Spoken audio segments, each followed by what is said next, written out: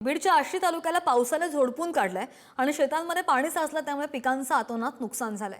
टोळ्यांदेखत कांदा वाहून गेलाय आणि त्यामुळे शेतकऱ्यांना अश्रू अनावर झालेले आहेत। कागडखेल, सुलोमान, देवळा, मसोबाशीवाडी, मराठवाडी, आरण विहिरा या गावांमध्ये शेकडो हेक्टरवरील पिकांचं नुकसान झालेलं आहे आणि या संदर्भात शेतकऱ्यांशी संवाद साधले आमचे प्रतिनिधी उदय नागरगोजे यांनी। बीड जिल्ह्यावर गेल्या 2 दिवसात अक्षरशः आबाळ फाटलंय असं म्हणावे अशी स्थिती आहे।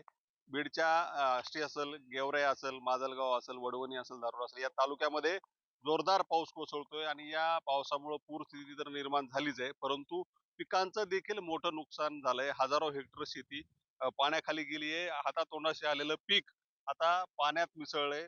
आपल्यासोबत शेतकरी आहेत, काय सांगाल कसं नुकसान झालंय? वारंवार पाऊस पडतोय आणि या पावसामुळे आता तुमचे पीकच हातचं गेले। हा सर, योग्य, बिलकुल जनजीवन विस्कळीत झाल्यासारखं झालंय।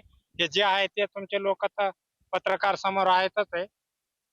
लय बेकार अवस्था आहे। प्रशासनाने जे पंचनामे करायचं जे षडयंत्र रचलेलं आहे, कारण की ते मोबाईलवर ॲप, आता ह्यांच्याकडे मोबाईल नाही, यांनी कुठून ॲपवर करायचे? हे ॲपची गरज नाही। शेतकऱ्यांचे डायरेक्ट पंचनामे करून त्यांना हेक्टरी 1 लाखाची मदत केली पाहिजे, कारण की त्यांना कमीत कमी नांगरट, खत, बियाणे यांचे एवढे भाव वाढलेत की ते त्यांना पुन्हा डबल घ्यायचं म्हणल्याच्या नंतर त्यांना खायला सुद्धा त्याच्यातून आता काही मिळणार नाही। आता हे समोरच पाहताय तुम्ही, आता 100% जवळपास पीक वायाला गेलंय।